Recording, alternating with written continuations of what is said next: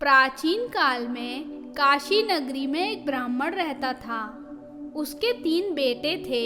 सबसे बड़ा बेटा मूर्ख और बुरे विचारों वाला था। भिक्षा मांगकर उनके परिवार का गुजारा होता था। वह ब्राह्मण रोज सुबह भिक्षा मांगने जाता और शाम को वापस आता। ऐसे ही उनका घर चलता था। एक दिन उस ब्राह्मण को बुखार आ गया। तब उसने अपने तीनों बेटों को भिक्षा मांगने के लिए भेजा। पिता की आज्ञा मानकर तीनों बेटे भिक्षा मांगने के लिए चले गए। शाम को जब भिक्षा मांगकर तीनों घर वापस आए, तब ब्राह्मण ने पूछा, हे पुत्रों, क्या तुम्हें भिक्षा मिली? तब पुत्रों ने कहा, हाँ पिताजी। तब ब्राह्मण ने तीनों बेटों को अपने पास बुलाया और बहुत प्यार किया। इसी प्रकार धीरे धीरे उनकी गृहस्थी चलती रही। एक दिन ब्राह्मण ने तीनों पुत्रों को बुलाकर उनसे कहा, बेटा, घर बैठकर वेदों और शास्त्रों को पढ़ना शुरू कर दो। इस बात को सुनकर बड़ा बेटा तो उठकर चला गया, पर दोनों छोटे बेटों ने पिता की आज्ञा मानकर वेदों और पुराणों को पढ़ना आरंभ कर दिया। दोनों छोटे बेटे पढ़ लिखकर विद्वान बन गए। एक दिन बड़ा बेटा भिक्षा मांगने के लिए गया। भिक्षा मांगते मांगते एक गांव में पहुंचा। जब उसने पहले घर के दरवाजे पर आवाज लगाई, तो अंदर से एक बहुत सुंदर युवती भिक्षा लेकर आई। वह अत्यंत रूपवती थी। बड़े बेटे के मन में उसके लिए प्रेम की भावना जागृत हुई। वह उस युवती को बातों में फंसाकर अपने घर ले आया।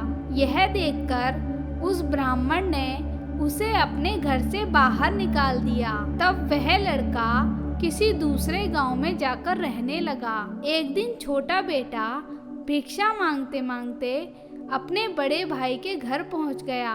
उसे देखकर बड़े भाई ने उसे अपने पास बैठाया और अपने पापों से छुटकारा पाने का उपाय पूछा। छोटे भाई ने बताया कि वैशाख महीने के कृष्ण पक्ष में वरूथनी एकादशी आती है। उसका तुम संकल्प पूर्वक व्रत रखना और भगवान विष्णु की पूजा विधि पूर्वक करना और रात्रि को उनकी मूर्ति के पास ही सोना।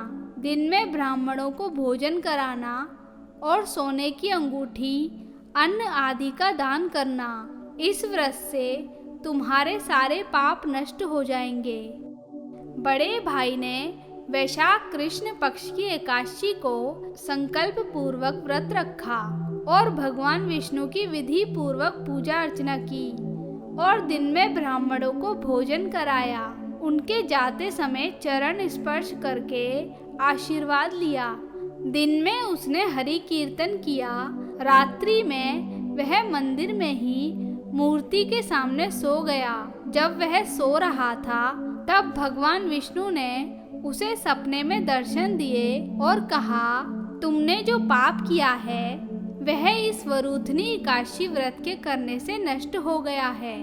तुम अब अपने घर चले जाओ। सुबह जब वह जागा, तब उसने अपनी पत्नी को सारी बात बताई। यह सुनकर उसकी पत्नी बहुत खुश हुई और दोनों अपनी काशी नगरी को चल दिए और घर पहुंचकर पिता को प्रणाम किया।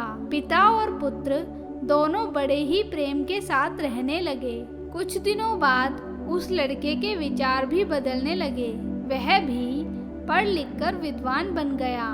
हे भगवान विष्णु, जिस प्रकार आपने ब्राह्मण के लड़के को पाप से मुक्त किया, वैसे ही सबको करना।